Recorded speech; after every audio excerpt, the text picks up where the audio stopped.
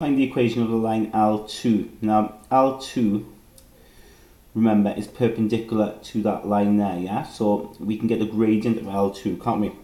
Now when we look at L1, the equation is y equals x minus 1. Now you should see from there two things. The minus 1 tells you where it crosses the y-axis, okay? But the gradient then is the value in front of that x. So remember y equals mx plus c. So the gradient of L1 is just going to be 1, isn't it? Okay, so the gradient of L1 is equal to 1. So to get the gradient of L2, they're perpendicular. So just use m1, m2 equals minus 1. So we've got 1 for the other gradient times m2 is equal to minus 1. So that implies then m2 is equal to minus 1. So we've got the gradient of L2 is equal to minus 1. We've got the gradient, we also need a point. But of course we know a point already, yeah? We know the coordinate of C, okay? So we can use C there, which is 5, 0. That's the line goes through there. So the equation,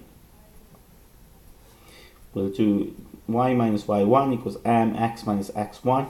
So y minus 0 equals minus 1 x minus 5. So then y will equal to minus x plus 5. Okay, so that's the equation there of L2.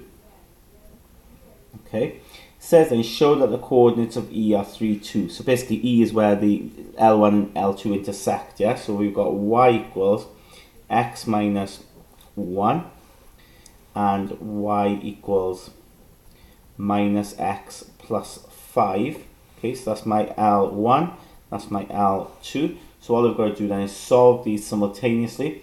And you know what, I'm looking at this here, I could just add them, couldn't I? So if I call this equation 1, equation 2, if I add them, 1 add 2, that gives me 2y.